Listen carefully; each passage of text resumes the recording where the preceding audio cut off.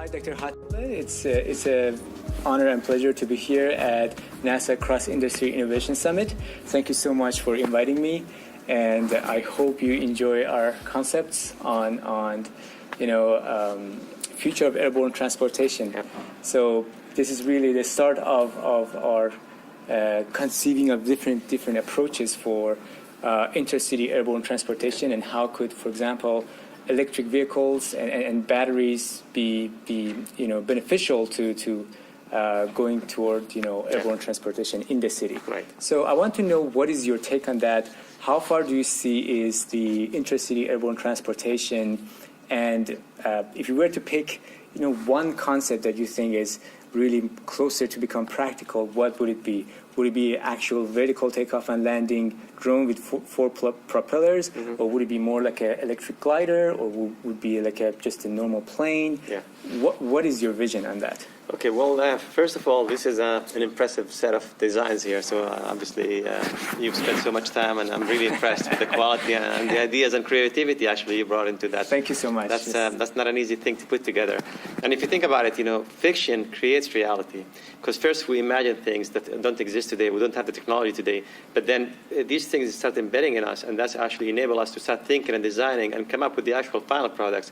So this concept, they might think like science fiction, but these are the foundation and the building blocks to be able to build something realistic in the near future once the technology is mature enough. So obviously, the more population we have, the more congested and the more traffic we have in the cities, because we're traveling in basically in two-dimensional. So once we extend it to three-dimensional traveling, you will have significantly more space. The challenges that come with that, it has to be more regulations.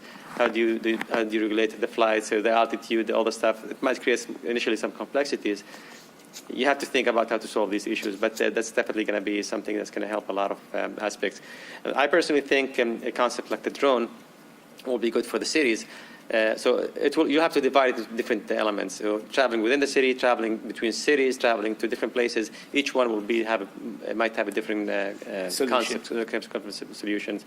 And like we're mentioning, in Dubai right now, we have drones, autonomous drones that can transport people from one place to another.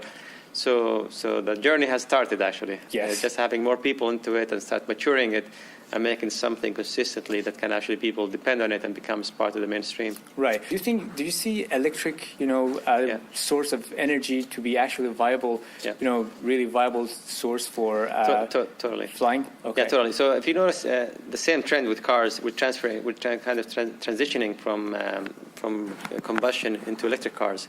And the same trend eventually will start going into the transport as well, for various reasons. The only issue now is we're not mature enough in terms of batteries, battery lives, battery cycling. The more advances we make, it's going to become actually the standard that we'll start operating. It's just this little challenge about safety and durability cycling. How much does the charge last you? We're making a lot of progresses. Once we make more progresses, it will be the standard, obviously. So if we have to compare propulsion, combustion versus electric, I will definitely go with the electric, because that will be the future for sure. So which of the modalities do you think is a modality that hasn't been looked into too much? For example, one of the things that I was actually kind of covering in this exhibition is gliding.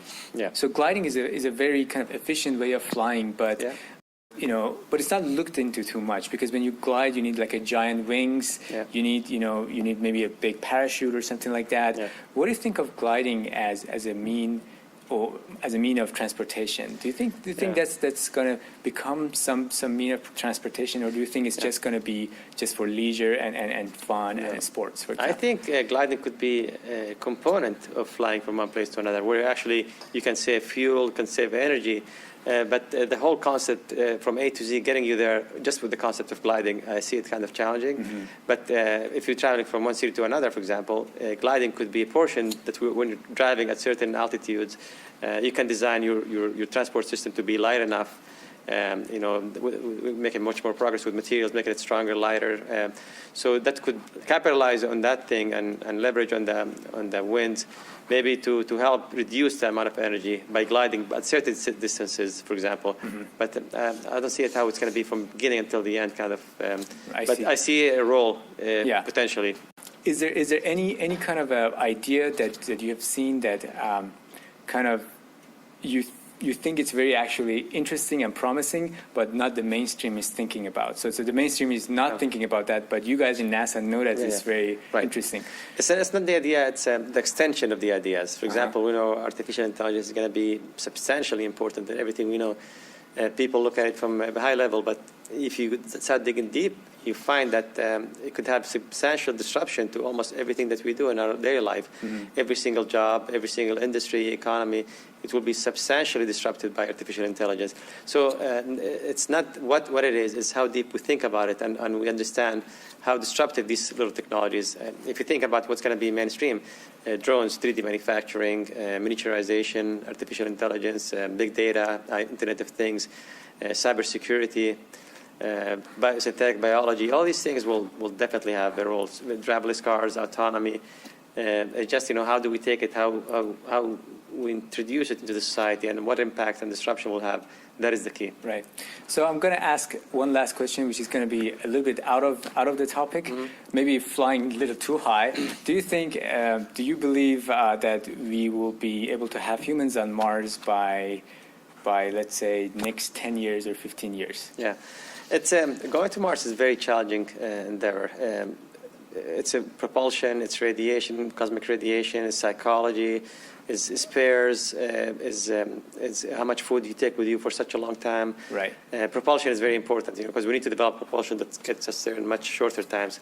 And then once you go to Mars, Mars environment is not like Earth, so you can't use, for example, parachute to be able to land. So you have to develop entry, descent, and landing that will be adaptable and capable of landing a human-rated mission into Mars. So we have substantial challenges technically and psychologically and medically from all these elements. It's just time duration. It's just going to be basically dependent on how much effort, who gets involved. Right. But hopefully in the next 2 decades will be something we'll be able to achieve. Okay, so you're thinking in the next 2 decades, we will send a human to Mars, but it's not clear if he's going to come back. Yeah. Or And that's what, things like this will help. You have to be creative, how to cut costs, how to involve different industries to expedite the thought process, developing the technologies. Because a lot of these technologies that we need exist as issues to other industries as well. There's a lot of synergy between aerospace and medical, between space and transportation and IT at oil and gas. Working together as teams act as catalysts to solve these problems. I think makes much expedite the process, basically. I see. So maybe we should dedicate our next exhibition to the to going to Mars. Yeah, absolutely. Well, thank you so much. Thank you for your time. Thank you very much. It's really an honor to be here and to be presenting in front of such a prestigious crowd. So I would like you to also, tell something to our audience here, artists, engineers who are really excited about, new innovative ideas that they have that is not necessarily aligned with their line of research. So what would you tell them, these people who are, submitting their designs to us, or people who want to have NASA see their ideas. They have ideas, but maybe they don't have resources, and they think it's a good design. I want you to send your message to them all the way, around the world, in Brazil, in India, in Singapore. No, that's first of all, nowadays with today's technology, you're not only restricted to your geographical area, but doing something like this. Look, it's going around the world because of the technology that we have, right? The social media, the internet, the special tools that enable people to get connected in ways that have never been connected before. And the thing is, we need to try to do more to encourage people to study the science, technology, engineering, math, to go to college, to go study the hard sciences. It's because we need more engineers, more scientists to be able to fuel the future jobs and create the new technologies that will enable us to move forward to the next generation. So by starting to do designs like this, we're starting to see the seed that's enabling these people to start getting into these fields. And you guys will be the future, essentially, that we're looking for. Thank you so much. Thanks. Okay.